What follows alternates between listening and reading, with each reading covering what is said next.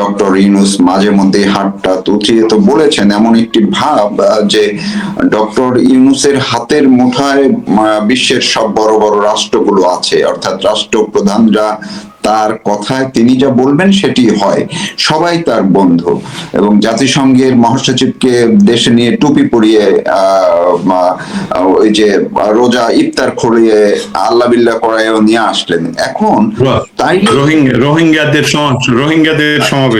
সমাবেশ করালেন।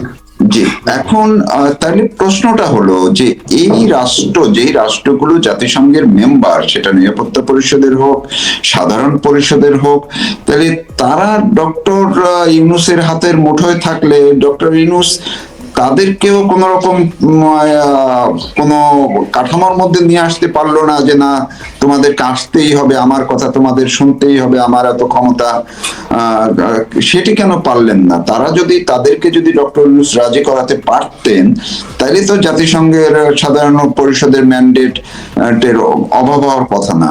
তাহলে ডক্টর ইউনূস কি তার এই ক্ষমতা খর্ব হয়ে গেল নাকি? কেন তিনি পারছেন না? আমি এই বিষয়টা যেভাবে বিশ্লেষণ করব সেটা খুবই সহজ হবে। বিশ্লেষণটা হলো, প্রথমত আমাদের বলছি কারণ শব্দটা তো এখন তো সবাই বাজে শব্দ ব্যবহার করে, এই শব্দটা চলে আসছিল, এই মালটা, সরি এই ওয়ার্ডটা আমি এই ব্যক্তিটা যে বিষয়টা ব্যবহার করে সেটা হলো ধুরন্ধর প্রক্রিয়া। ধুরন্ধর প্রক্রিয়াটা হলো যে মানুষকে দেখানো আর কি, এই যে থলি থেকে বের করে ম্যাজিকের মতন একটা দেখায়, আবার কালার চেঞ্জ করে ফেললে আবার এই ম্যাজিকের কারণে দেখেন বাংলাদেশের প্রতিটি সরকার তাকে সহযোগিতা করেছে নিঃশর্তে, প্রতিটি সরকার। শেখ হাসিনার আমলে সে সবচেয়ে বেশি সাপোর্ট নিয়েছে, এবং শেখ হাসিনার আমলে এমনকি তার বন্ধু আমেরিকান প্রেসিডেন্টকেও সে বাংলাদেশে নিয়ে গিয়েছিল, এবং এইসবগুলো তার হলো মেটিকুলাসলি ডিজাইনের অংশ, এবং এইসবগুলো হলো তার ধুরন্ধরবাজিতা। কিন্তু বাস্তবতা তো, যেমন মিথ একটি ভাঙার চেষ্টা করলাম, সেটা হলো জাতিসংঘের ক্ষমতা।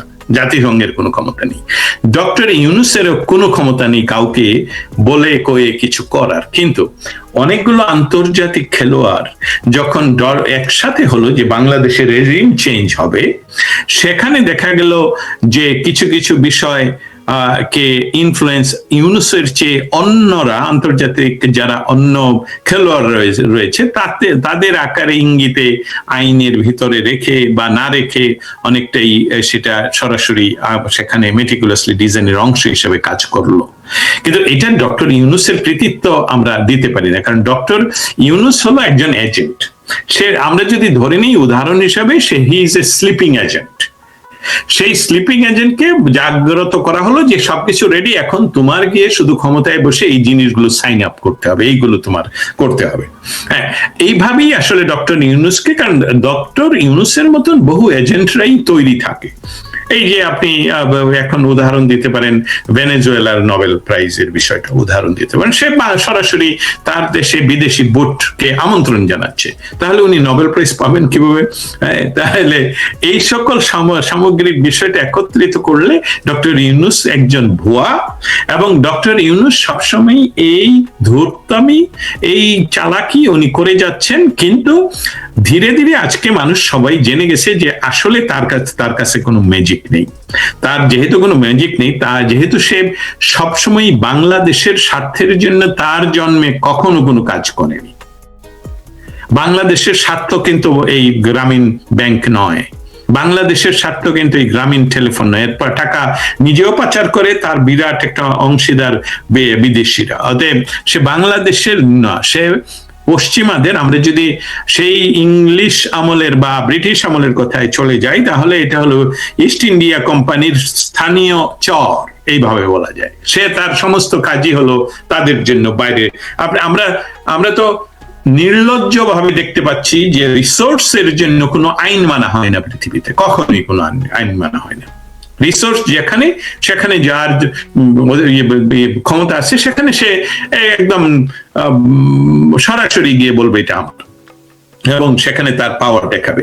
অতএব বাংলাদেশের সৌভাগ্য যে বাংলাদেশে এতগুলো নাই, মানে তেলের উপর ভর করা নয় এখনো পর্যন্ত যতটুকু আমরা জানি। না হলে ডক্টর ইউনূস যেভাবে তাকে বসানো হয়েছিল আজকে আমাদের গোলাম শাস্তি হতো, একদম গোলাম শাস্তি হতো, যদিও আমরা ইতিমধ্যে সেই পর্যায়ে চলে গেছি। অতএব ডক্টর ইউনূসকে জাতিসংঘ কি তার ইঙ্গিতে জাতিসংঘ কি তার কথা শুনছে না? এটা কিন্তু আমি মনে করি না। সে জাতিসংঘকে তার তো প্রয়োজন নাই। জাতিসংঘে গেলেই তো একটা কোনো না কোনো ভাবে জাতিসংঘের সবাইকে তো সে আর কানে কানে বলে দিতে পারবে না যে ভাই তোমরা কিন্তু এটাকে সার্বিক, নিরপেক্ষ, ইনক্লুসিভ এসব বলবে। সেখান থেকে কোনো একটা পরিষদ থেকে, যেমন 1400 আনুমানিক শব্দটা এখন ডক্টর ইউনূসের বিরুদ্ধে যাচ্ছে, যে 1400 লোক, আনুমানিক 1400 লোক হত্যা হয়েছিল, এবং কারা প্রকৃত হত্যাকারী সেটা কিন্তু জাতিসংঘের বলছে যে আমরা এটা নির্ণয় করতে হবে, সরকারকে এটা খুঁজে বের করতে হবে আসল হত্যাকারীকে। অতএব এই ধরনের রিস্ক নিতে সে রাজি নয়। অতএব জাতিসংঘে না যাক, অন্য কোনো পর্যবেক্ষক না আসুক, সেটাই তো তার মৌলিক চাহিদা হওয়া কথা। অতএব সংক্ষেপে হলো, ডক্টর ইউনূসের নিজস্ব কোনো ম্যাজিক নেই তার, এবং লজ্জাও নেই, এবং যেহেতু সে নির্লজ্জ এবং সে একজন মস্টার, সেই কারণেই উনি জাতিসংঘ সহ কাউকে ওইখানে সিরিয়াসলি আমন্ত্রণ জানাতে যদি চাইতো, তাহলে অবশ্যই সে সাধারণ পরিষদে আমাদের যে স্থায়ী প্রতিনিধি রয়েছে জাতিসংঘে, তার মাধ্যমে তুলে ধরতেন, যেটা শেখ হাসিনার সময়ে আমি দেখেছি যে তখন জাতিসংঘের যারা স্থায়ী প্রতিনিধি তারা প্রতিনিয়ত সাধারণ পরিষদে বাংলাদেশের ইলেকশনকে আন্তর্জাতিক স্বীকৃতির জন্য অনুরোধ করেছেন যে আপনারা আসুন, আপনারা দেখুন, আপনারা বিচার করুন, অথবা আপনারা বলুন যে কি হয়েছে। সেটা এই সময়ের নয়। অতএব ডক্টর ইউনূস নিজে চুরি করছেন।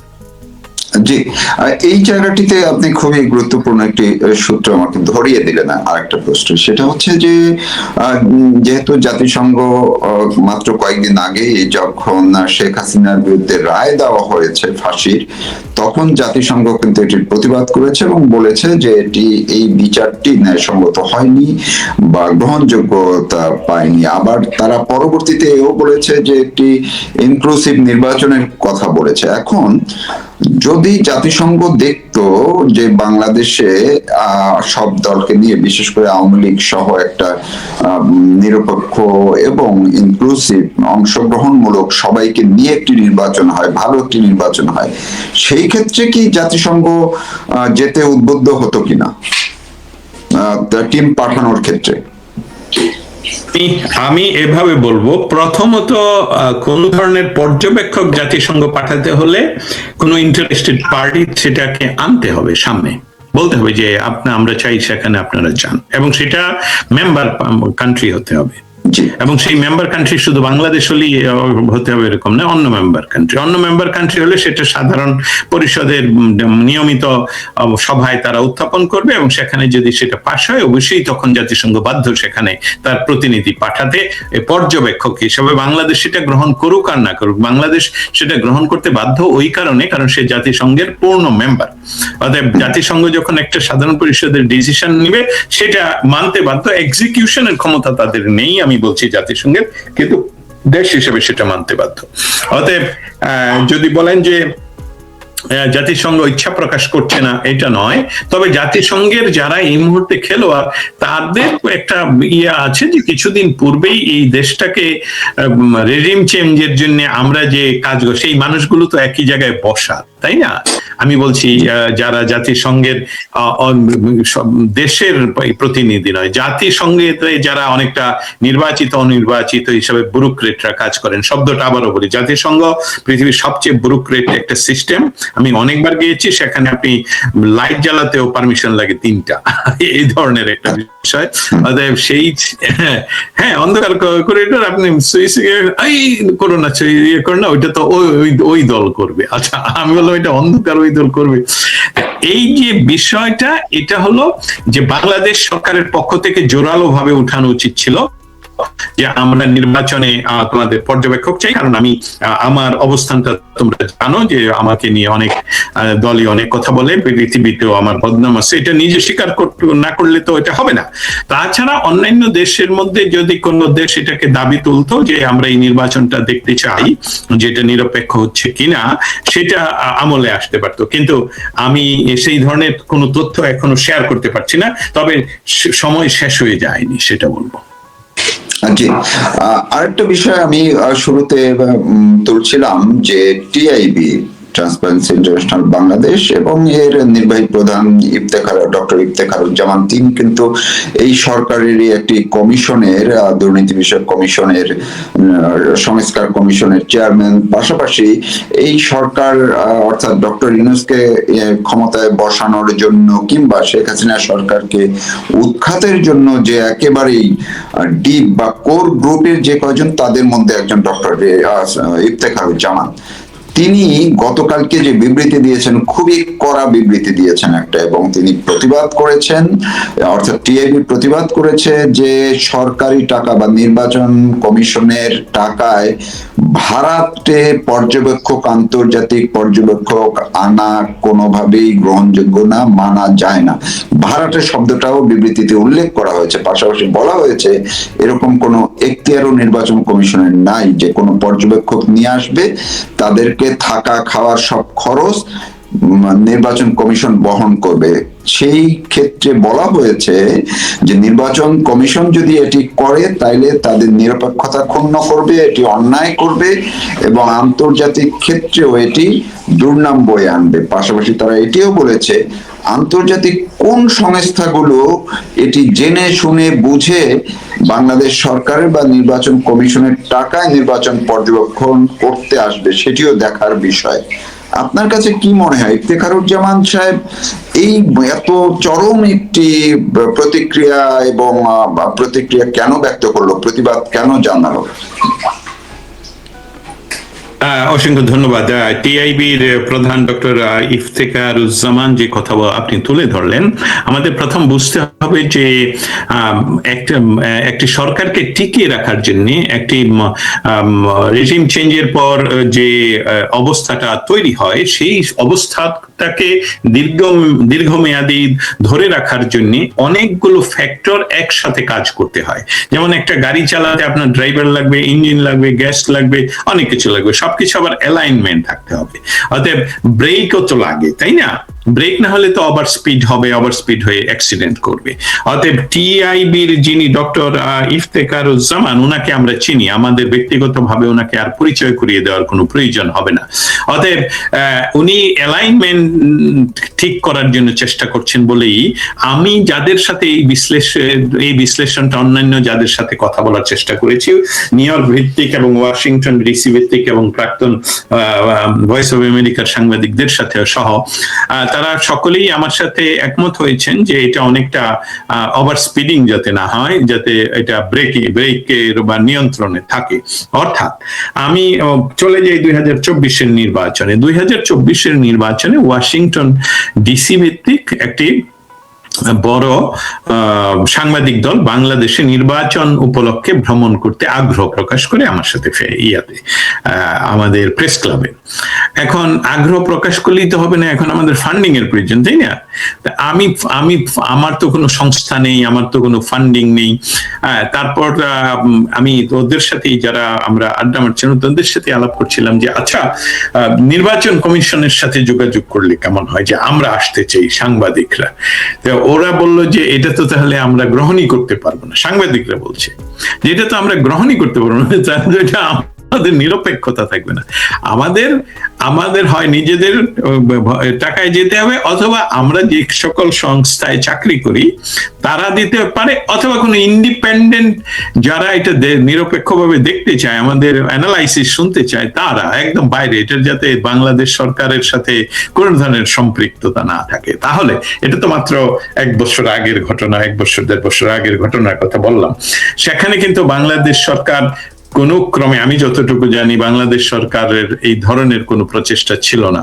চেষ্টা করেছিল হয়তো বা বাংলাদেশ সরকার বিভিন্ন আন্তর্জাতিক সংস্থাকে আমন্ত্রণ জানাতে, আপনারা আসুন দেখুন আমরা কিভাবে নির্বাচন পরিচালনা করি।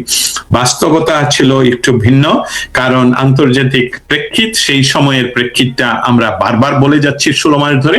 আমি আজকে সেই প্রেক্ষিতে যাব না, শুধু এটাই বলতে চাই যে ডক্টর ইফতেখারুজ্জামান উনি আমার ধারণা এবং আমার সাথে অনেক বড় বড় রাজনৈতিক বিশ্লেষকদের ধারণা যে উনি এখানে একটা ব্রেক হিসেবে কাজ করছেন, যে খুব স্পিডে চলছে। এটা তো ড্রাইভার তো অনেক সময় বেখেয়ালি হতে পারে, তাই না? উনি ডক্টর ইউনূস তো এখন, আমি এটা কেন বলছি, উদাহরণ দেওয়ার জন্য, সুরভি নামক একটা মেয়ের সকালবেলায় তাকে বলা হলো যে তাকে জেলে যেতে হবে, 3 দিনের রিমান্ডে যেতে হবে।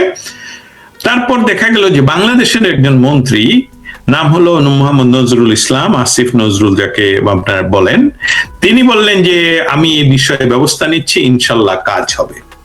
একজন মন্ত্রী বিচার ব্যবস্থাকে একদম তার নিয়ন্ত্রণে ফোন করলেন, ওর হয়ে গেল, তার বেল হয়ে গেল, যা সে বের হয়ে আসলো। তাহলে এটা তো আইনের শাসন নয়, মানে এটা কোনো ক্রমে কোনো কনস্টিটিউশনাল রেগুলেশন নাই, কোনো আইনের রেগুলেশন নাই, কোন ধরনের সিস্টেমের রেগুলেশন নাই দেশটাতে।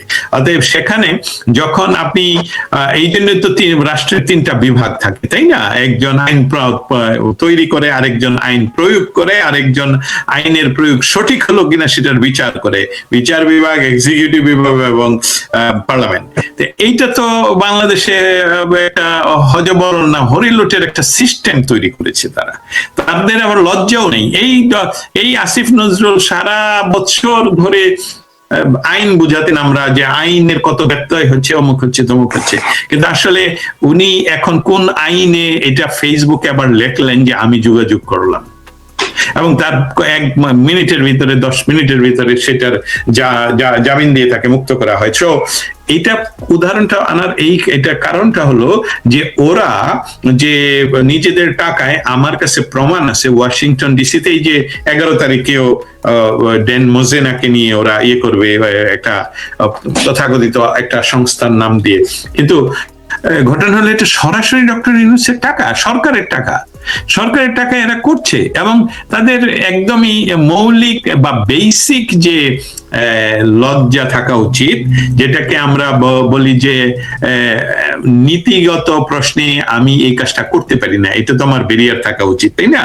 তাহলেই তো দেশটা টিকবে, সেটা তো তাদের নেই।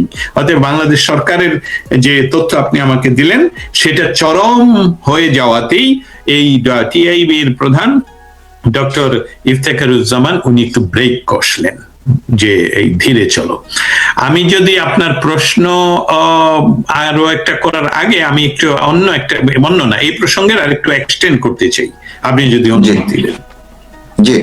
জি, সেটা বলছি, এই নির্বাচনটা দেখুন 2000, আমি খুব সংক্ষেপে, যাতে আমাদের শ্রোতা মণ্ডলী খুব বিরক্ত না বোধ করেন, আমাদের দেশে 90 সনের পরে প্রথম নির্বাচনে জয়লাভ করলো বিএনপি জয়লাভ করে, কিন্তু ওনারা ক্ষমতা ছাড়লেন না ছাড়ার পর সেখানে কি হলো, 96 সনের নির্বাচনের কথা বলছি, সেখানেও তত্ত্বাবধায়কের বিভিন্ন সমস্যার ভিতর দিয়ে 2001 সনে আওয়ামী লীগ ক্ষমতায় আসলো।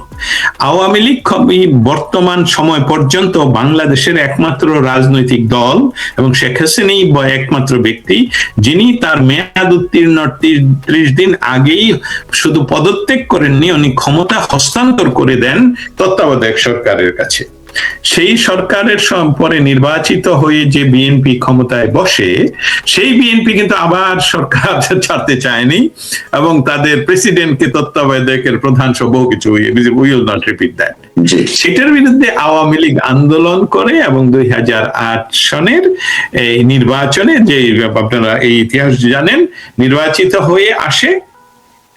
সেই নির্বাচনের পর 2024-এর নির্বাচন পর্যন্ত, আমি কিন্তু আওয়ামী লীগের সাফাই করার জন্য বলছি না, আপনারা বলুন শ্রোতা মণ্ডলী, এবং আমি আহ্বান জানাচ্ছি নজরুল সাহেবকে, আপনি উত্তর দিবেন, আপনি শুনবেন এবং উত্তর দিবেন।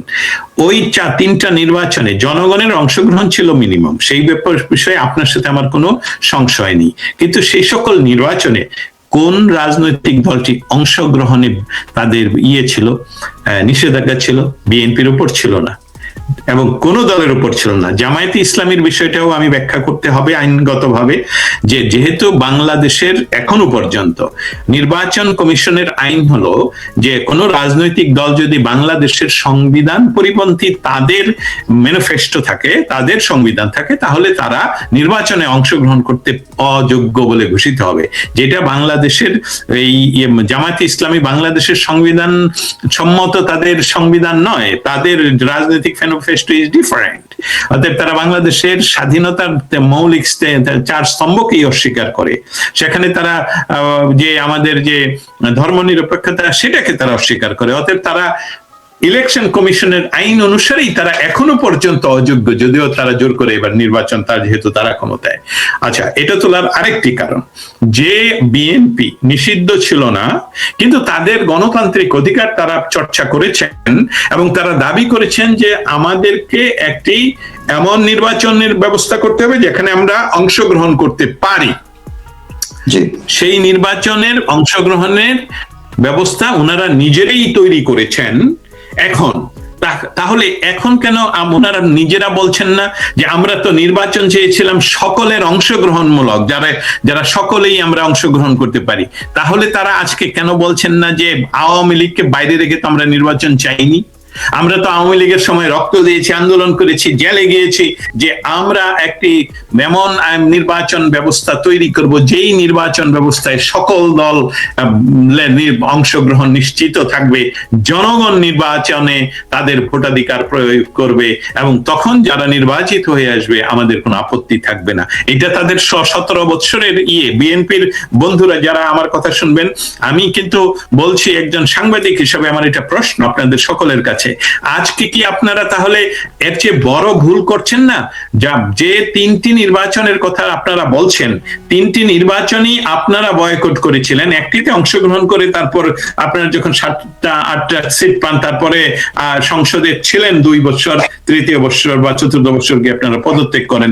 তাহলে সকল নির্বাচনগুলো যদি ইনক্লুসিভ না হয়ে থাকে, মার্কিন যুক্তরাষ্ট্রের পররাষ্ট্র দপ্তর যদি বলে থাকে 2018 এবং 2024-এর নির্বাচনকে আমরা বলিনি যে এটা সঠিক নির্বাচন হয়েছে, তাহলে আজকে আপনারা এর চেয়ে খারাপ নির্বাচনে কিভাবে এই যে দ্রুত গতিতে আপনারা গাড়ি চালাচ্ছেন, এই জন্য ডক্টর ইফতেখার ব্রেক করছেন যে এই যে আওয়ামী লীগকে বাদ দিয়ে, আওয়ামী লীগের সাথে যারা 14 দল ছিল তাদের সবাইকে বাদ দিয়ে, তাদের মধ্য থেকে যারা স্বতন্ত্রতায় নির্বাচন করেছিল তাদের প্রায় 90%কে মেটিকুলাসলি বাদ দিয়ে, আপনাদের মধ্যে যারা নিজেদের ভিতরে নিজেদের নেতৃত্বকে চ্যালেঞ্জ করছেন তাদের সমস্ত প্রায় 100% বাতিল করে দিয়ে, আর তারপরে আপনারা বুলেট প্রুফ জ্যাকেট পরে নির্বাচনের ক্যাম্পেইনে আপনারা বের হচ্ছেন। তাহলে কি ধরনের জনগণের সম্মতি অংশগ্রহণমূলক নির্বাচন আপনারা পরিচালনা করছেন? ব্যাপারটা কিন্তু পরিষ্কার হয়ে গেল সকলের কাছে যে আপনারা, আমি বিএনপি সহ বলছি, আপনারা কিন্তু আসলে নির্বাচন কখনো চাননি। নিরপেক্ষ, নির্দলীয় এবং সর্বদলের অংশগ্রহণমূলক নির্বাচন আপনারা চাননি। দুঃখজনক ভাবে হলো বলতে হয় যে শেখ হাসিনা সরকারের ব্যর্থতা সেখানে অবশ্যই রয়ে গেছে। কি ব্যর্থতা? যে উনি কোন দলকে নিষিদ্ধ করেননি, কিন্তু তারা নির্বাচনে এসেও বলে নির্বাচন ভালো হয়নি। সেই বিরুদ্ধে ন্যারেটিভ তৈরি করা, জনগণকে উদ্বুদ্ধ করা, স্পেশালি জেন জি-কে বোঝানো যে দেখো নির্বাচন তো ওপেন টু অল, আমরা আমাদের যদি সকল দল মিলে নির্বাচন করি, আমরা যদি ভুল করি তাহলেই তো আন্দোলনটা বড় হবে। কিন্তু সেটা না করে তারা সবসময় চেয়েছে পেছনের দরজা দিয়ে ক্ষমতায় যেতে। আমি আবারও বলি, এই পিছনের দরজার ক্ষমতা হলো আওয়ামী লীগ, অ্যাটলিস্ট 40% ভোটার সেখানে রয়েছে, জাসদ সহ অনেকগুলো দল, 14টি দল, তাদের একসাথে যোগ করলে এটা 50%-এর উপরে হয়। বাংলাদেশের সমর্থন যদি বলি, কারণ সবাই তো আর ভোট দিতে যায় না, সমর্থকরা 100% ভোট তো হয় না। আর অতএব এই বিএনপি যেই নির্বাচনের বৈতরণী পার হওয়ার জন্য যেই পথে যাচ্ছেন, সেখানে অনলি তাদের সাথে কোনো প্রতিদ্বন্দ্বিতাও নেই, সেখানে জামাতের ভোট হলো 3% বাংলাদেশে, তাদের সাথে তাহলে আপনারা কত কত বড় অন্যায়ের পথ বেছে নিলেন, যেটা অসাংবিধানিক। আন্তর্জাতিক প্রত্যেকটি ইনস্টিটিউট বলবে যে এটা তো আমরা দেখিনি যে অংশগ্রহণমূলক নির্বাচন। তাহলে এই নির্বাচনে আপনারা যাচ্ছেন কেন? যাচ্ছেন কারণ আপনাদের একটাই প্রয়োজন, সেটা হলো ক্ষমতা। এই শেখ হাসিনা সরকারের আপনারা এই নির্বাচনে অংশগ্রহণ যদি করেন আর এই নির্বাচনের মাধ্যমে যদি আপনারা ক্ষমতায় বসতে পারেন, তাহলে এটা শতভাগ প্রমাণিত হবে ফর দ্য আগামী যে কোনো সময়ের জন্য যে বিএনপি কখনো ইনক্লুসিভ নির্বাচন চায়নি। অতএব এই নির্বাচনে ভবিষ্যতে যখন বাংলাদেশের প্রো বাংলাদেশ সরকার এসে আপনাদের সকলকে নিষিদ্ধ ঘোষিত করে, তারা বিরোধী দল এবং সরকারি দল উভয় পক্ষেরই থাকতে হবে, উভয় দলেই থাকতে হবে অনলি প্রো বাংলাদেশের রাজনীতি, এছাড়া অন্য সকলের রাজনীতি নিষিদ্ধ হওয়ার সম্ভাবনা যদি দেখা দেয়, তখন কি বলবেন? অতএব আমি মনে করছি বিএনপির এখনো সময় রয়ে গেছে।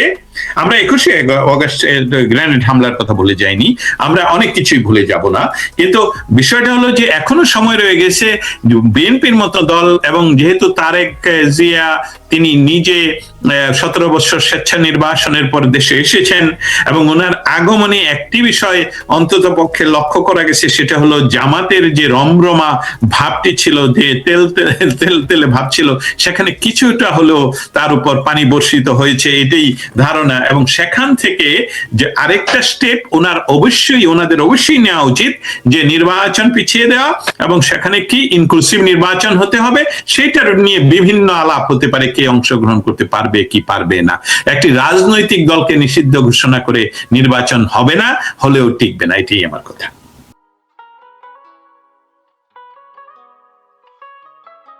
তো যেটি নিয়ে আলোচনাটা শুরু করতে চাই, জাতিসংঘ যে বাংলাদেশের নির্বাচনে বা ডক্টর ইউনূসের ভোট দেখার জন্য যে আমন্ত্রণ জানানো হয়েছিল, সেখানে সাড়া দেয়নি জাতিসংঘ, তাদের পর্যবেক্ষক টিম পাঠাচ্ছেন না কেন? আপনার কাছে কি খবর আছে? ধন্যবাদ। আমি এই বিষয়টি গতকাল থেকেই, গত পরশুদিন যখন সাংবাদিক এই প্রশ্ন করেন, ওনার প্রথম প্রশ্নটি এটা ছিল। দ্বিতীয় আরো সম্পূরক 3টি প্রশ্ন ছিল, যেসবগুলো আমার মতে অপ্রাসঙ্গিক, কারণ তারেক জিয়া দেশে 17 বছর ওনার স্বেচ্ছা নির্বাসনের পর দেশে প্রত্যাবর্তনে জাতিসংঘের প্রতিক্রিয়া চাওয়ার কোনো মানে হয় না। সেই প্রাক্তন প্রধানমন্ত্রী খালেদা জিয়ার জন্য আমরা জানি যে জাতিসংঘ ইতিমধ্যেই তাদের প্রতিক্রিয়া জানিয়েছিল। অতএব মৌলিক যে প্রশ্নটা, যেটা হয়তো হাত থেকে সরে গেল, এই প্রশ্নটা করে অনেকটা আন্তর্জাতিক বিপাকে পড়ে গেছেন ডক্টর ইউনূস সরকার, আমি এইভাবে বলি। কারণ প্রথমত আমাদের ব্যাখ্যা করতে হবে এই কারণে, আমি জানি তৌফিক মারুফ আপনি জানেন, আমি জানি, আমাদের শ্রোতা মণ্ডলীর ম্যাক্সিমাম আমরা জানেন জাতিসংঘ মানে কি, কিন্তু তারপরেও এটা বলা খুব প্রয়োজন। জাতিসংঘের নিজস্ব কোনো এক্সিকিউটিভ পাওয়ার নেই। জাতিসংঘ মানেই হলো আমাদের, আপনারা ছোটকালে বা আমরা ছোটকালে যে ছোট ছোট ক্লাব তৈরি করেছিলাম, আমি উদাহরণ দিয়ে বলি, সরকার বাড়ি একজন নিতে হবে, মোল্লাবাড়ি থেকে আরেকজন নিতে হবে, প্রধান বাড়ি থেকে আরেকজন নিতে হবে, না হলে ওই ছোট ক্লাবটা চলতো না। হ্যাঁ, তো এই ধরনের একটি আন্তর্জাতিক ক্লাবের নাম হলো জাতিসংঘ। জাতিসংঘের নামই গলদ, কারণ জাতি রাষ্ট্র পৃথিবীতে খুব কম। বাঙালি আমাদের একটা জাতি রাষ্ট্র আছে, পৃথিবীর বহু রাষ্ট্র জাতি রাষ্ট্র নয়। অতএব এখানে জাতিদের যদি রাষ্ট্রসংঘ বলা যেটা শুরু করেছিল, সেটা আমার মত অনেকটা সঠিক, কিন্তু যখন আসছে জাতি, তাহলে বহু জাতির যেখানে বহু ধরনের জাতি রয়েছে, তাদের কিন্তু সেখানে রিপ্রেজেন্টেশন নাই, রাষ্ট্র না হলে রিপ্রেজেন্টেশন নাই। এটা শুরু করলাম এই কারণে বলার জন্যে, শেখ হাসিনা সরকারের আমলে জাতিসংঘ খুব প্রোঅ্যাক্টিভলি কাজ করেছে। যেমন তারা নিজেরই একটা আন্তর্জাতিক অর্গান, যাদের এক্সিকিউট করার বিভিন্ন মাধ্যম রয়েছে, যেটা বাংলাদেশকে হুমকি ধামকি যে আমরা জাতিসংঘ আমরা এই করবো, কিন্তু বাস্তবতা হলো জাতিসংঘ কোনো কিছু করতে পারে না যদি না তার মেম্বার রাষ্ট্র সেখানে রিকোয়েস্ট বা ইনফ্লুয়েন্স না করে। মেম্বার রাষ্ট্র যদি রিকোয়েস্ট না করে তাহলে এ ধরনের কোনো কাজ জাতিসংঘ স্বপ্রণোদিত হয়ে করতে পারে না। বাংলাদেশে হিন্দু মারা যাবে এই জন্য জাতিসংঘ কিন্তু তার বাহিনী সেখানে পাঠাতে পারবে না, কারণ জাতিসংঘ নিজে কিছু করতে পারে না। এখন প্রাসঙ্গিক এই কারণে যে প্রশ্ন আসতো জাতিসংঘ বাংলাদেশে পর্যবেক্ষক পাঠাবে কিনা, জাতিসংঘ এটা পাঠাতে পারে না, এটা ইয়ার সময়ে পাঠানো সম্ভব না। মানে আমি বলবো আওয়ামী লীগ সরকারের নির্বাচনের সময়ও এটা সম্ভব না, কিন্তু তখন যদি পাঠিয়ে থাকেন তাহলে বাংলাদেশের তৎকালীন সরকার এটা ইনিশিয়েটিভ নিয়েছিলেন যে আপনারা দয়া করে আসুন, এসে আমাদের নির্বাচন যে নিরপেক্ষ হচ্ছে সেটা আপনারা দেখে যান।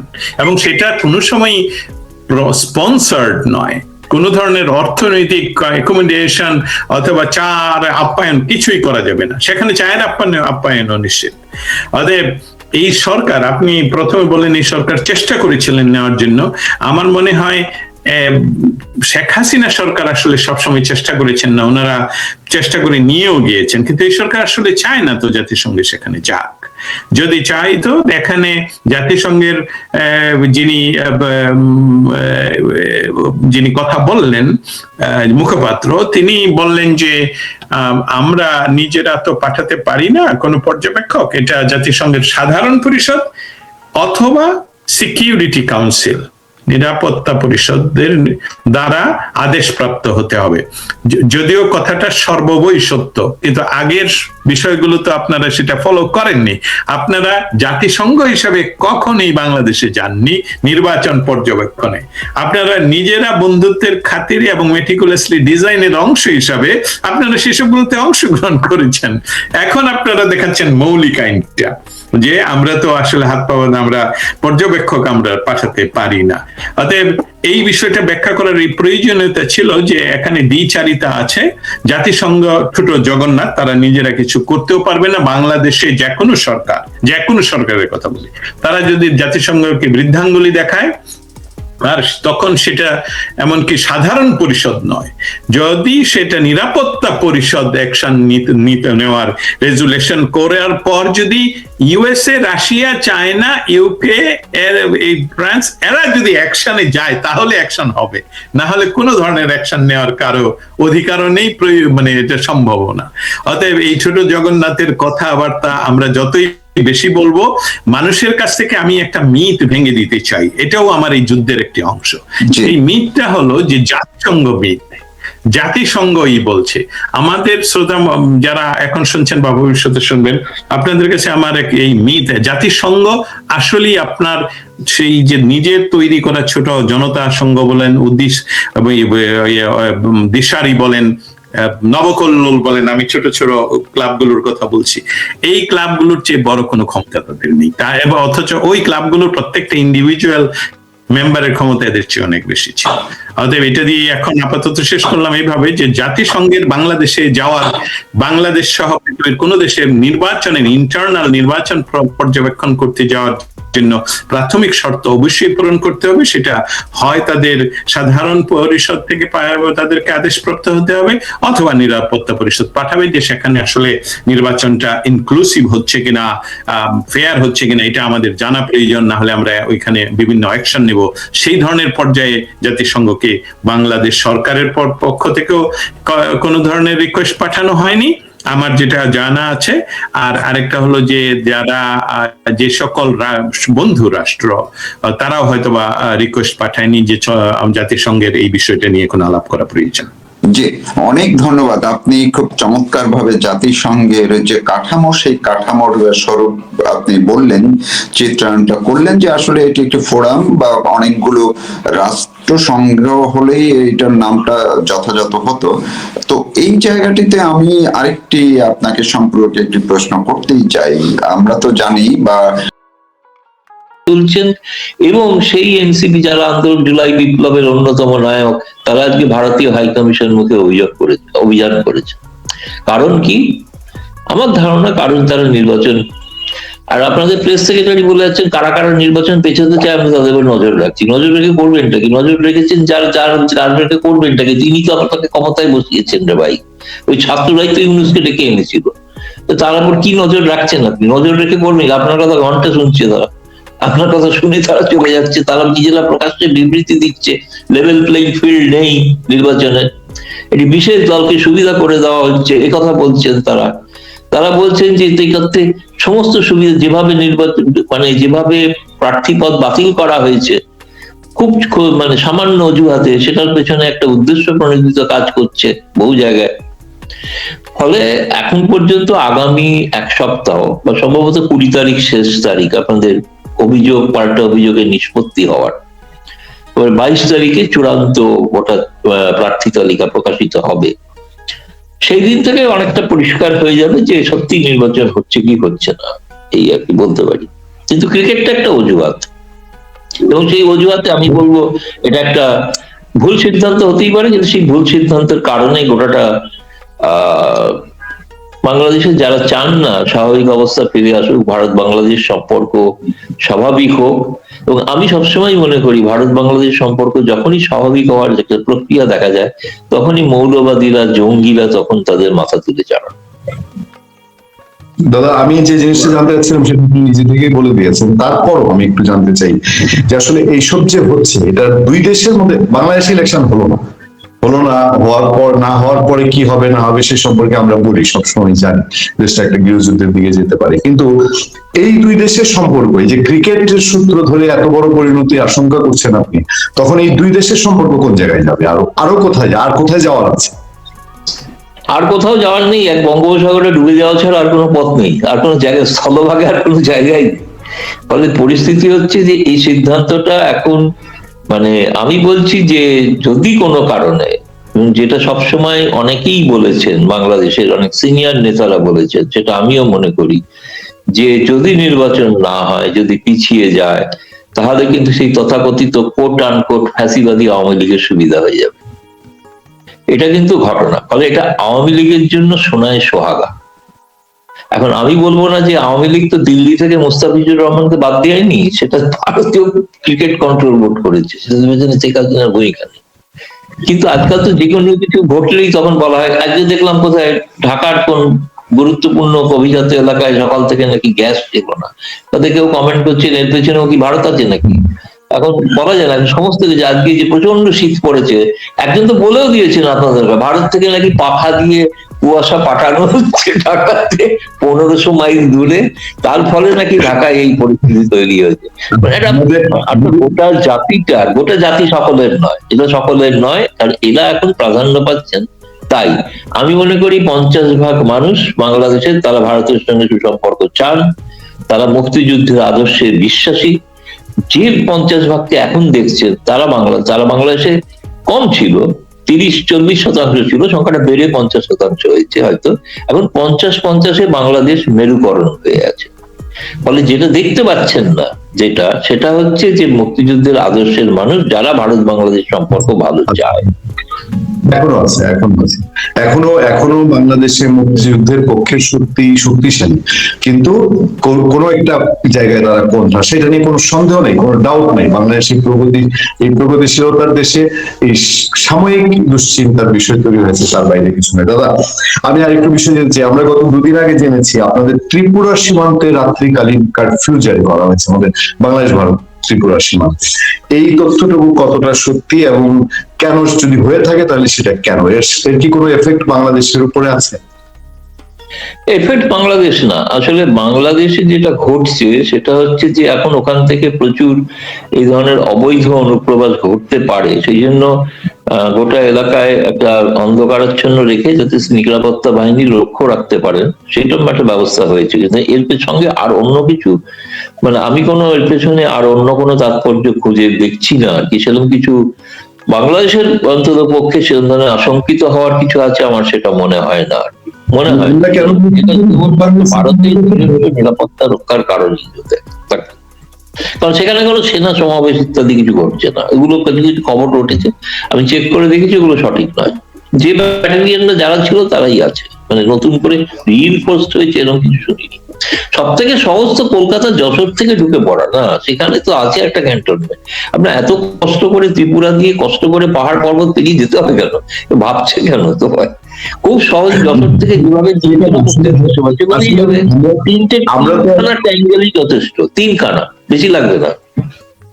না, আমরা সেটা চাইও না, এবং আমরা তো আর এই শান্তিতে নোবেল, সেই ব্যাপারে ভারতের কোনো সিদ্ধান্ত নেই, এখনো কোনো সিদ্ধান্ত নেই।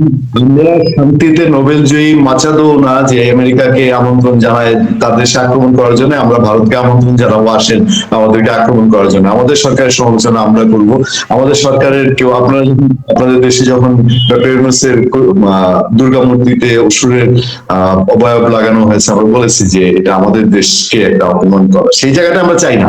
তাহলে আমি একটু নজর দিতে চাই, আজকে বাংলাদেশের পত্র পত্রিকা ধরেই লিড নিউজ যে পাকিস্তান থেকে JF-17 আলোচিত সেই যুদ্ধ বিমান, যেটা ভারতকে নাজেহাল করেছিল বলা যায় অপারেশন সিঁদুরে, সেইটি কেনার একটা আলাপ চলছে। আপনারা কি অন্য কোনো ভাবে দেখছেন, না সহজ সরল ভাবে দেখার উপায় আছে?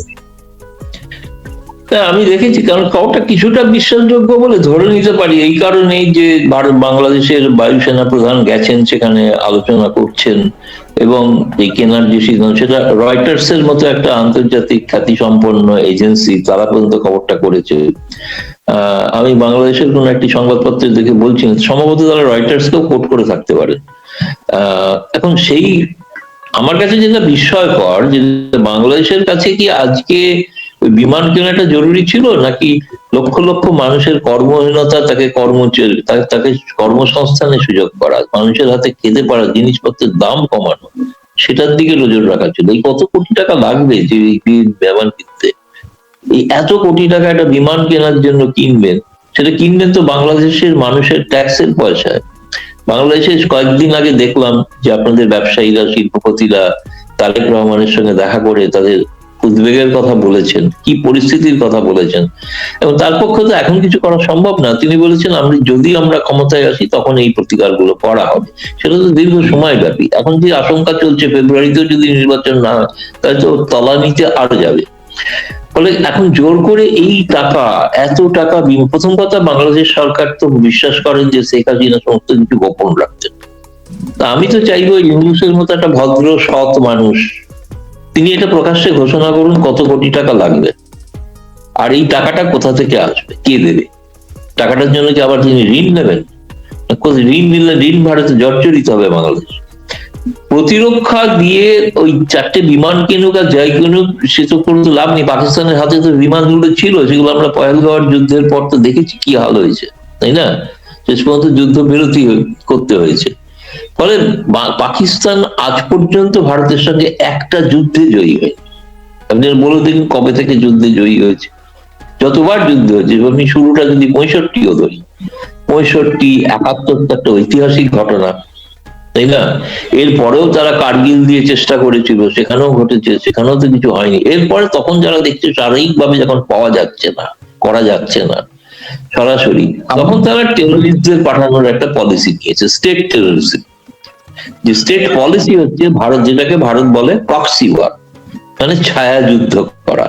সরাসরি যুদ্ধে পেরে উঠবো না, তাই ছায়া যুদ্ধ করা, এখানে ওখানে বোমা বিস্ফোরণ করা, নিরীহ লোককে মারা, মুম্বাইতে শত শত মানুষকে, নিরীহ মানুষকে, ট্রেন যাত্রীকে হত্যা করা, এইসব কাণ্ড তারা ঘটিয়েছে।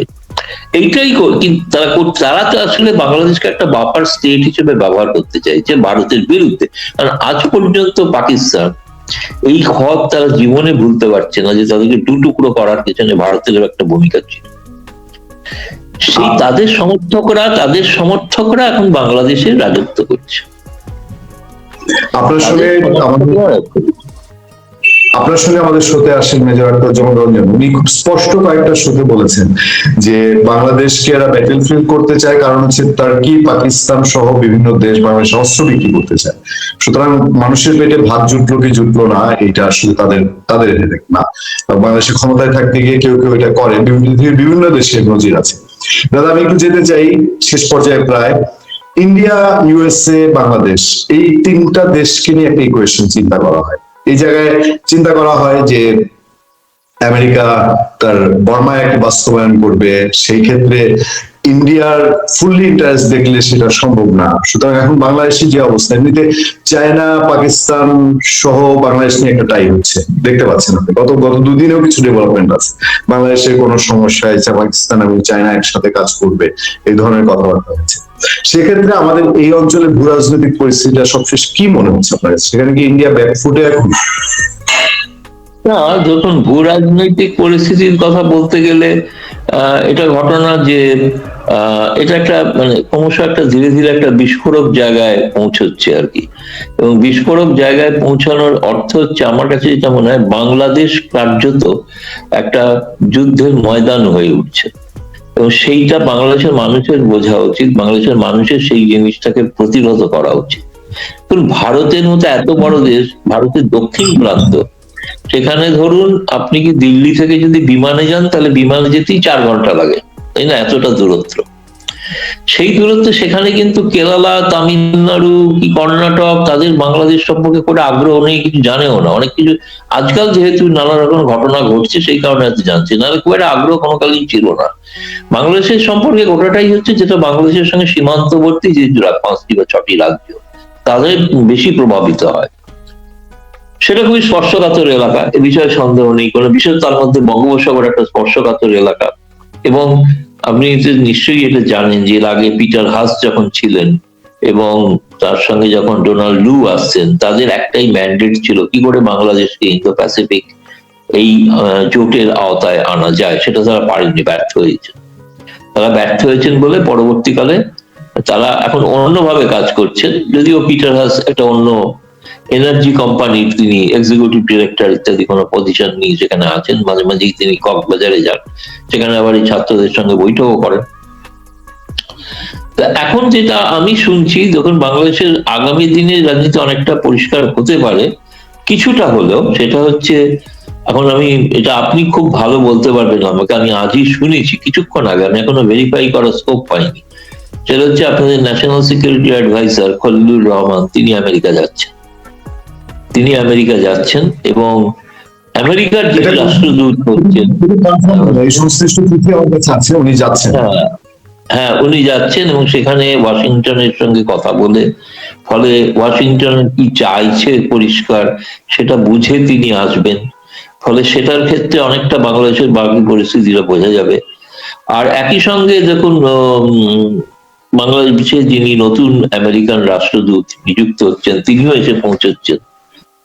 ফলে এইটা মানে এখন আগাম ভবিষ্যৎবাণী করা মুশকিল, কিন্তু এই অঞ্চলটা ঘিরে যে একটা ভূ রাজনৈতিক জটিলতা তৈরি হচ্ছে, এটাতে কোনো সন্দেহ নেই। তাতে কিন্তু মানে ভারতের বিপদ থাকতেই পারে, ভারত ব্যাপারে বিপদ মুক্ত এরকম আমি কিছু বলছি না, কিন্তু 71-এও আমেরিকা ভারতের পক্ষে ছিল না। আমেরিকা অনেক সময় কখনোই ভারতের সিদ্ধান্তকে পছন্দ করেনি। গত 15-16 বছর শেখ হাসিনা ক্ষমতায় ছিলেন, তখনও ভারতকে দিয়ে অনেক কিছু। হিলারি ক্লিন্টন নিজে চেয়েছিলেন প্রণব মুখার্জির সঙ্গে কথা বলে যে ইউনূসকে বসানো হোক ওখানে, তো সুতরাং সেটা তো ভারতের পক্ষে মেনে নেওয়া সম্ভব হয়নি। ভারত বলেছিল সেটা বাংলাদেশের মানুষ ঠিক করবে, তারা কাকে আনবেন না। হিলারি ক্লিন্টন গিয়েছিলেন ওখানে। আমি একটা সময় প্রণব মুখার্জির সঙ্গে সফর করেছি, সেই সময় হিলারি ক্লিন্টন এসেছিলেন ঢাকাতে, এবং আমি দেখেছি সেই কাগজটা আমি এখনো সংগ্রহে রেখে দিয়েছি, আমার বইতে উল্লেখও করেছি। 7 কলম খবর হচ্ছে হিলারি ক্লিন্টনের সঙ্গে ইউনূস এবং আমেরিকার রাষ্ট্রদূত এবং ব্র্যাকের ইউনিভার্সিটির যিনি ভাইস চ্যান্সেলর, তার বৈঠক হচ্ছে। সেটা 7 কলম খবর আছে। একটা কলম, সিঙ্গেল কলম হচ্ছে প্রণব মুখার্জির ঢাকায় আগমন।